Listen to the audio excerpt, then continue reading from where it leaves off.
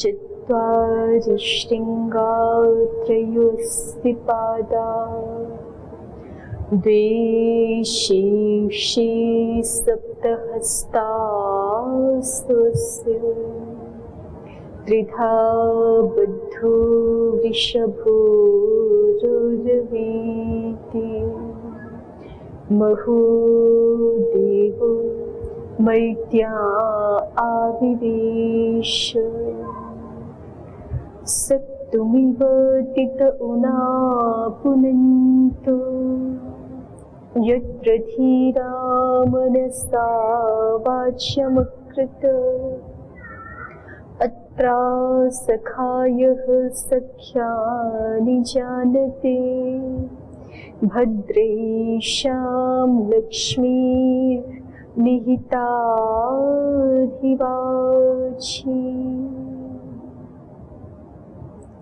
उपासनीयं यत्नेन शास्त्रं व्याकरणं प्रदीपभूतं सेवासां विद्यानां यदवस्थितम् इदमाद्यं पदस्थानं सिद्धिसोपानपर्वणाम् इयं सा मोक्षमाणानाम् अजिह्मा राजपद्धतिः रूपान्तरेण ते देवा विचरन्ति महीतले ये व्याकरणसंस्कार पवित्रितमुखानरा। ओम श्री परमात्मने नमः। ओम श्री गुरुभ्यो नमः। ओम सेवेभ्यो नमः।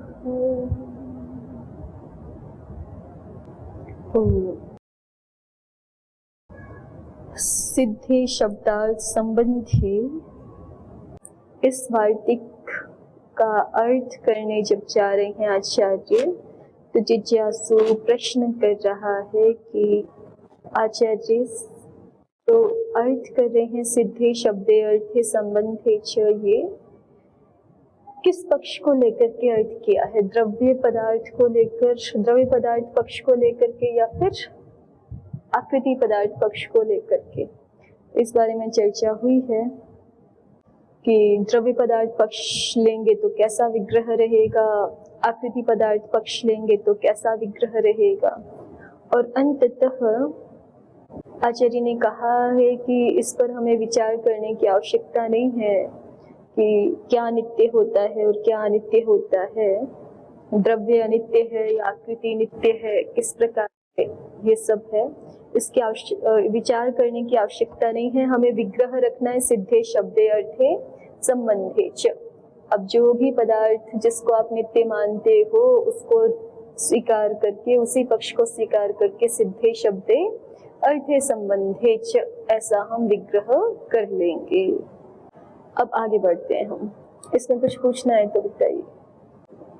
चले, जिज्ञासु पूछ रहे हैं आगे प्रश्न, कथम पुनर्ज्ञायते सिद्धः शब्दो अर्थः संबंधश्चेति, कि कैसे हमें पता चलता है कि शब्द अर्थ और संबंध सिद्ध है। सिद्धः शब्दो अर्थः संबंधश्चेति कथम ज्ञायते, शब्द अर्थ और संबंध नित्य है, ये कैसे ज्ञात होगा? सिद्ध है माने नित्य है, ये कैसे ज्ञात होता है? समाधाता ने कहा लोकतः, लोक से ही हमें ज्ञात होता है। लोक से माने लोक व्यवहार से हमें ज्ञात होता है कि सिद्ध शब्द भी नित्य है, अर्थ भी नित्य है और शब्दों का अर्थों के साथ संबंध भी नित्य है।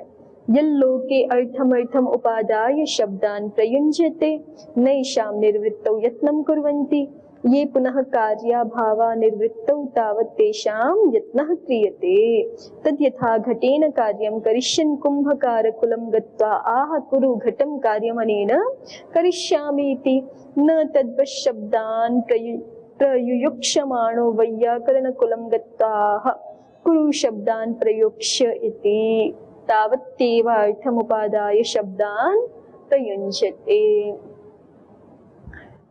जिन लोके अर्थमुपादाय शब्दान प्रयुञ्जते, चूंकि इस लोक में, संसार में अर्थमुपादाय, अर्थ को ग्रहण करके, माने बुद्धि में हम अपने बुद्धि में किसी भी अर्थ को बोलने की विवक्षा करके फिर शब्दान प्रयुञ्जते, हम शब्दों का प्रयोग कर लेते हैं। नैषाम निर्वृत्तौ यत्नं कुर्वन्ति, शब्दों की निर्वृत्ति में, माने शब्दों को बनाने के लिए हम कोई प्रयास तो नहीं करते, केवल ऐसे सोचते हैं, हमारी बुद्धि में कोई अर्थ उपस्थित होता है और उस अभिप्राय को प्रकट करने के लिए हम साक्षात शब्दों का प्रयोग करने लग जाते हैं। उन शब्दों को बनाने में तो कोई प्रयास नहीं करते हैं ना हम। ये पुनः कार्याः भावा, ठीक है।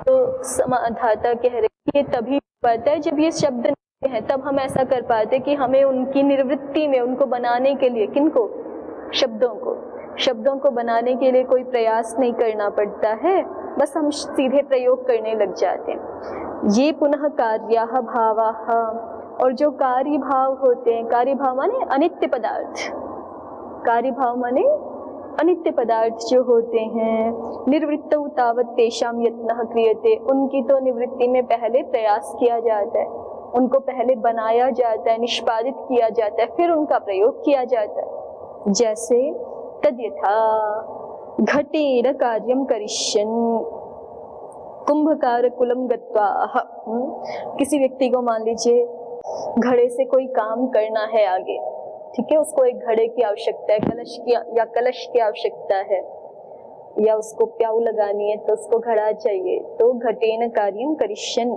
ऐसा व्यक्ति जो भविष्यत काल में, करिष्यन् भविष्यत काल का प्रयोग है ना, क्षत्रिय सत संजक जो प्रत्यय है वो भविष्यत का लिट के स्थान में भी हो जाते हैं ना, लिटः सद्वा।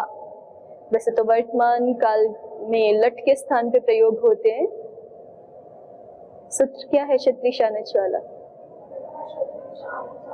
लटः क्षत्रिय शानच, ठीक है, लट के स्थान में क्षत्रिय और शानच होते हैं, और ऊपर से वर्तमान की निवृत्ति आ रही है, वर्तमान लट है ही, है ना, और लटः क्षत्रिय शानच, तो सामान्य रूप से क्षत्रिय शानच वर्तमान काल में होते हैं, वर्तमान काल अर्थ को बताने वाले होते, कुर्वन् आदि शब्द। लेकिन यहाँ पर करिष्यन्, ये किसका प्रयोग है? लिटः सद्वा, लिट के स्थान पे भी सत प्रत्यय, सत संजक प्रत्यय विकल्प से हो जाते हैं ना। सत संज्ञा किनकी है, किस सूत्र से होती है? तो सत वही तो है, ठीक है। लट के स्थान में जो क्षत्रिय शानच हो जाते वो क्षत्रिय और शानच ये सत संजक होते हैं, लिट के स्थान में भी सत संजक प्रत्यय विकल्प से हो जाते हैं, लिटः सद्वा। तो करिष्यन्, घटेन कार्यं करिष्यन्, इसका अभिप्राय क्या हो गया? घट के द्वारा जो व्यक्ति कार्य करेगा आगे, वह व्यक्ति पहले क्या करता है? कुंभ, ऐसे नहीं कि उसने सोचा मैं घड़े से कार्य करूंगा और घड़ा उसके हाथ में उपस्थित हो जाता है अपने आप और वो कार्य करने लगता है, ऐसे नहीं होता है ना।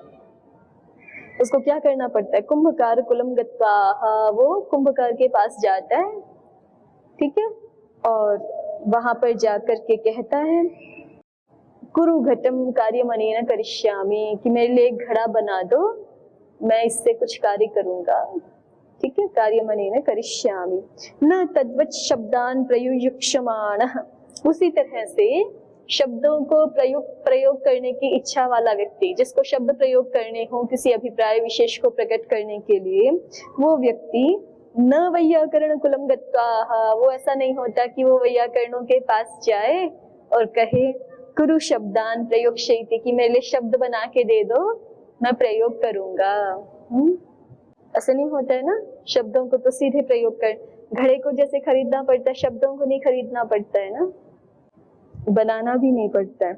तावत्तेवार्थम उपादाय शब्दान प्रयुञ्जते, तावत्तेव माने शीघ्रता से ही, झटिति ही, जैसे ही मन बुद्धि में कोई अर्थ स्फुरित होता है तो उस बुद्धि से वस्तु तत्व को निरूपण करके देख करके अर्थमुपादाय शब्दान प्रयुंजते, बुद्धि से अर्थों को तावत्येव अर्थमुपादाय माने बुद्धि में ही अर्थों को निरूपित करके, वस्तुओं को निरूपित करके शब्दान प्रयुंजते, उनके लिए जो शब्द प्रयोग होना चाहिए उनको प्रयोग कर देता है। तो ये उदाहरण देकर के भाष्यकार कह रहे हैं कि इससे हमें पता चलता है कि शब्दों को बनवाना नहीं पड़ता है। शब्द कैसे हैं?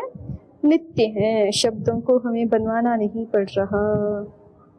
प्रदीप देखिए, लोकतः अन्यथा कार्येषु वस्तुषु लोक व्यवहार अन्यथा नित्येषु, कार्य वस्तुओं में लोक व्यवहार अन्य प्रकार का होता है अनित्य वस्तुओं के संदर्भ में, अन्यथा नित्येषु, नित्य वस्तुओं के संदर्भ में लोक व्यवहार अन्य प्रकार का होता है। शाब्दश्च व्यवहारो अनादि वृद्ध व्यवहार परंपरा व्युत्पत्ति पूर्वक इति शब्दादीनाम नित्यत्वम, शाब्द जो व्यवहार है वो अनादि वृद्ध व्यवहार परंपरा से व्युत्पत्ति पूर्वक होता है।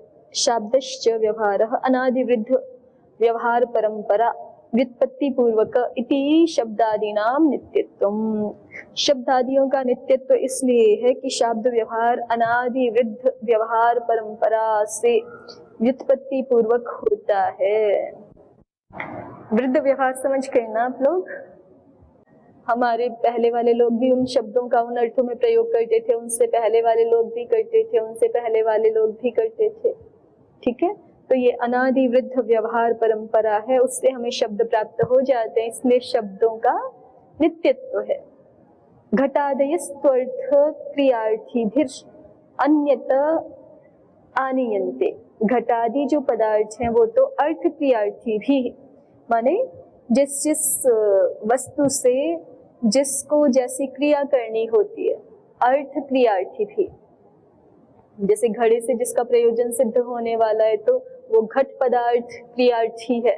ठीक है, तो अर्थ क्रियार्थी भी अन्यथा आनीयन्ते, घटादि पदार्थ तो अर्थ क्रियार्थी मनुष्यों के द्वारा अन्यतः आनीयन्ते, अन्य स्थानों से लाए जाते हैं। उत्पाद विनाशयुक्ताश्च उपलभ्यन्ते, और वो उत्पाद और विनाश से युक्त ही उपलब्ध होते हैं, उत्पत्ति और विनाश से युक्त उपलब्ध होते हैं। नैवम शब्दादयः, शब्दादियों के बारे में ऐसी स्थिति नहीं है। भाष्यकार की अंतिम पंक्ति की तावत्येव अर्थम उपादाय, तो तावती पे लिख रहे हैं, तावत्येव अर्थम उपादाय पे लिख रहे हैं बुद्ध्या वस्तुम निरूप्य, केवल बुद्धि से वस्तु को निरूपित करके उसके लिए हम शब्द प्रयोग कर देते हैं, शब्दों को बनवाना नहीं पड़ता है। उद्योतः शब्दादीनाम नित्यत्वमिति व्याकरण निष्पाद्यत्वम इत्यर्थः, ये प्रदीप की तीसरी पंक्ति में लिखा है ना, शब्दादीनाम नित्यत्वम, उस पर उद्योतकार लिख रहे हैं व्याकरण अनिष्पाद्यत्वम इत्यर्थः, शब्दों को हम व्याकरण से निष्पादित कर रहे हैं, बना रहे हैं, ऐसा नहीं है। उनका अन्वाख्यान तो कर रहे हैं, प्रकृति प्रत्यय विभाग कल्पना से उसका अन्वाख्यान कर रहे हैं, ज्ञान करा रहे हैं अध्येता को, ये तो ठीक है, लेकिन व्याकरण से हम शब्द बना रहे हैं ऐसा नहीं है। जैसे कुंभकार मिट्टी आदि पानी आदि लेकर के और कुछ यंत्रों की सहायता से, चाक आदि से वो शब्द, वो घड़ा आदि बना के दे देता है, वैसे जो है ये कहीं से प्रकृति पकड़ी और कहीं से प्रत्यय पकड़े और नए शब्द बना के दे दिए, ऐसा नहीं है। और तो हम क्या करते हैं, जैसे वैज्ञानिक करते, सूर्य चंद्रमा आदि पृथ्वी आदि के बारे में बताते हैं ना, उनके नियमों का ज्ञान कराते हैं, उनको बनाते थोड़े हैं, न इन सूर्य चंद्र पृथ्वी आदि पदार्थों को बनाते हैं, न वृक्ष वनस्पतियों को बनाते हैं, बनाते नहीं है ना, हाँ, केवल उनके बारे में ज्ञान कराते हैं, या उनके संदर्भ में जो नियम काम कर रहे होते हैं उनको खुद जानते हैं प्रयोगों के द्वारा और उनको जनाते हैं, उनका बोध कराते हैं, इतना ही है ना, बनाते नहीं है। ऐसे ही वैयाकरण, केवल वैयाकरण एक तरह से शब्दों के वैज्ञानिक है, वो केवल शब्दों के जो हैं, शब्द पहले से ही नित्य ही शब्द है, उनका केवल बोध कराते हैं, उनको स्वयं भी जानते हैं और उनका अध्येताओं को बोध कराते हैं, अन्वाख्यान करते हैं। व्याकरण के द्वारा शब्दों का निष्पादन नहीं होता है, व्याकरण अनिष्पाद्यत्वम शब्दादीनाम। ठीक है, तावत्येवैति, तावत्येवम अर्थात वैयाकरण कुलम अगत्वा एव इत्यर्थः। ठीक है, केवल बुद्धि से निरूपित किया। अंतिम पंक्ति थी ना, तावत्येव अर्थम उपादाय शब्दान प्रयुंजते, तो तावती माने उतना ही हो करके, उतना ही से क्या अभिप्राय है कि जैसे घड़ा बनवाना है तो कुंभकार कुलम गत्वा आह, वहां पे जाना पड़ता है, वहां पे फिर अपना ऑर्डर प्लेस करना पड़ता है कि ये चाहिए, ऐसे जो है वो वैयाकरण कुल के पास नहीं जाना पड़ रहा। तो तावत्येव माने वैयाकरण कुलम अगत्वा एव, वैयाकरणों के पास ना जा करके केवल उतने में ही कितने में ही कि बुद्धि से ही अर्थ का निरूपण किया और शब्दों का प्रयोग करने लग गए। तो इससे ज्ञात होता है कि शब्द नित्य होते हैं, शब्द आदि नाम नित्यत्व, और शब्द नित्य है, शब्द और अर्थों का तो तादात्म्य है, ठीक है, शब्द नित्य है, अर्थ भी नित्य है और संबंध भी नित्य है। यहाँ से शब्द आदि नाम से तीनों को कहा गया। आगे देखिए, अब जिज्ञासु कहता है, प्रश्न क्या था पीछे, कथम पुनर्जयते सिद्ध शब्दो अर्थः संबंधश्चेति, समाधाता ने क्या कह दिया, लोकतः। अब जिज्ञासु कह रहा है, यदि तर्हि लोक एषु प्रमाणम किम शास्त्रेण क्रियते, यदि लोक ही प्रमाण है शब्दों के विषय में, एषु माने शब्देषु, शब्दार्थ संबंधेषु, ठीक है, शब्दों के विषय में, शब्दार्थ संबंधों के विषय में यदि लोक व्यवहार ही प्रमाण है, लोक ही प्रमाण है, तो किम शास्त्रेण क्रियते, फिर शास्त्र क्या करेगा। फिर तो जो पीछे वो वाक्य आया था ना, लोकान्नो लौकिकाः शब्दाः सिद्धाः वैदिकान्नो वैदिकाः, वो ठीक ही कह रहे थे फिर कि लोक से हमारे लौकिक शब्द सारे सिद्ध हो जाएंगे, वेद पढ़ के हम वैदिक शब्द जान लेंगे, शास्त्र का क्या प्रयोजन है। वैसा ही प्रश्न यहाँ पर फिर से आ रहा है कि यदि तर्हि लोक एषु प्रमाणम, शब्दार्थ संबंधों के विषय में यदि लोक ही प्रमाण है तो फिर शास्त्र क्या करेगा, शास्त्र का क्या प्रयोजन है। किम शास्त्रेण क्रियते, किम प्रयोजनम को अर्थः आदि में तृतीय विभक्ति हो जाती है ना, को अर्थः दुर्जनेन पुत्रेण, किम प्रयोजनम अनाज्ञाकारिणिना शिष्येन, ऐसा ही प्रयोग है, किम शास्त्रेण क्रियते, तृतीय विभक्ति हो रही है ना, माने फिर शास्त्र से क्या प्रयोजन, फिर शास्त्र का क्या अर्थ। तो उसका उत्तर समाधाता देते, लोक तो अर्थ प्रयुक्ते शब्द प्रयोगे शास्त्रेण धर्म नियमः, लोक तो अर्थ प्रयुक्ते शब्द प्रयोगे शास्त्रेण धर्म नियमः, लोकतः अर्थ प्रयुक्ते शब्द प्रयोगे, लोक से ही अर्थ प्रयुक्त शब्द प्रयोग की प्राप्ति है। लोक व्यवहार को देख करके ही हम ये समझ जाते कि इस अर्थ के लिए ये शब्द प्रयोग करना चाहिए, है ना। तो ऐसी प्राप्ति होने पर भी शास्त्रेण धर्म नियमः, यही तो पूछा था जिज्ञासु ने कि लोक ही यदि शब्दार्थ संबंधों के विषय में प्रमाण है तो शास्त्र क्या करेगा, तो बता दिया शास्त्रेण धर्म नियमः, लोकतः माने लोक से ही अर्थ प्रयुक्ते शब्द प्रयोगे प्राप्ते, अर्थ प्रयुक्ते माने अर्थ के विषय में किसी विशेष, जिस भी अर्थ को हमें कहना है उसके लिए शब्द प्रयोग प्राप्त हो जाने पर शास्त्रेण धर्म नियमः, शास्त्र क्या कर रहा है, शास्त्र से धर्म का नियम किया जाएगा। लोक तो अर्थ प्रयुक्ते शब्द प्रयोगे शास्त्रेण धर्म नियमः क्रियते, लोक तो अर्थ प्रयुक्ते शब्द प्रयोगे शास्त्रेण धर्म नियमः क्रियते। किमिदं धर्म नियम इति, ये धर्म नियम क्या है, धर्माय नियमः धर्म नियमः, धर्मार्थो वा नियमः धर्म नियमः, धर्म प्रयोजनो वा नियमः धर्म नियमः। धर्म नियमः के तीन अर्थ बता दिए, धर्म के लिए नियम, धर्मार्थ नियम, धर्म प्रयोजन है जिसका इस प्रकार का नियम। अब इनका सूक्ष्म जो अर्थ भेद है वो व्याख्याकार बताएंगे। प्रदीप देखिए, अत्र भाष्यकारेण संभवन्तीम अपि एक वाक्यताम अनाश्रित्य वाक्यत्रयम् स्थापितम्।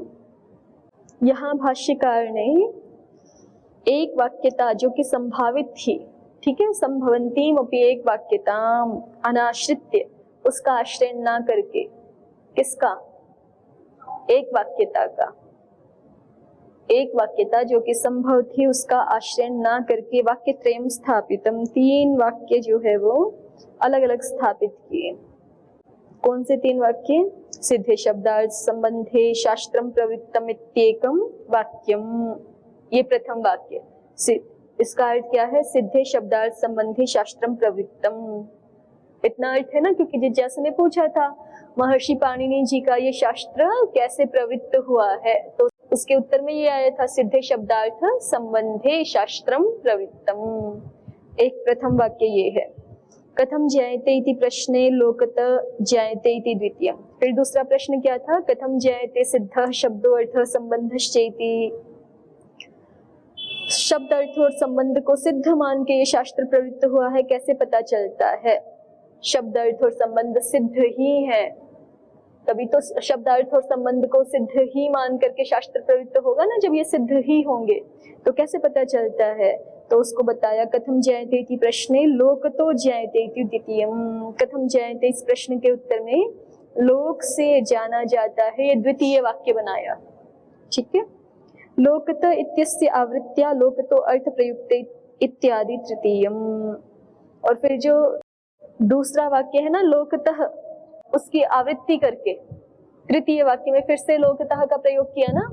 लोकतः इत्यस्य आवृत्त्या, लोकतः इसकी आवृत्ति के द्वारा तृतीय वाक्य बोला लोकतो अर्थ प्रयुक्त इत्यादि तृतीयम। नहीं तो एक ही वाक्य बना सकते थे, सिद्धे शब्दार्थ संबंधे लोकतः अर्थ प्रयुक्ते शब्द प्रयोगे शास्त्रेण धर्म नियमः। सिद्धे शब्दार्थ संबंधे लोकतः अर्थ प्रयुक्ते शब्द प्रयोगे शास्त्रेण धर्म नियमः। एक ही वाक्य हो सकता था ना। सिद्ध शब्दार्थ संबंध है, लोक से ये ज्ञात है, फिर भी शास्त्र हम बना रहे हैं धर्म नियम के लिए, शास्त्रेण धर्म नियमः। लेकिन आचार्य ने 3 वाक्य स्थापित किए हैं अलग अलग, समझने के लिए सरलता हो जाएगी। शब्द प्रयोग इति प्रयोग ग्रहणेन प्रयोगात् धर्मो न तु ज्ञान मात्रात् इति उक्तम भवति। कह रहे हैं शास्त्रे शब्द प्रयोगे शास्त्रेण धर्म नियमः, अर्थ प्रयुक्ते शब्द प्रयोगे शास्त्रेण धर्म नियमः। तो कहा कि अर्थ प्रयुक्ते शब्दे, ऐसा ही कह देते, अर्थ प्रयुक्ते शब्द प्रयोगे, ये प्रयोग शब्द अलग से क्यों कह दिया? अर्थ प्रयुक्ते शब्दे शास्त्रेण धर्म नियमः, क्योंकि प्रयोग ग्रहण के बिना भी प्रयोग अर्थ अपने आप ही ज्ञात हो ही जाता। ठीक है, फिर भी प्रयोग ग्रहण किया क्यों? प्रयोग ग्रहणेन प्रयोगात् धर्मो न तु ज्ञान मात्रात् इति उक्तम भवति। प्रयोग ग्रहण से ये बताना चाहते हैं कि प्रयोगात् धर्मः, प्रयोग से धर्म होता है, न तो ज्ञान मात्रा, ज्ञान मात्र से धर्म नहीं होता है। शब्द के ज्ञान मात्र से धर्म नहीं होता है, प्रयोग से धर्म होता है। अर्थेन आत्म प्रत्यायनाय प्रयुक्तः अर्थ प्रयुक्तः।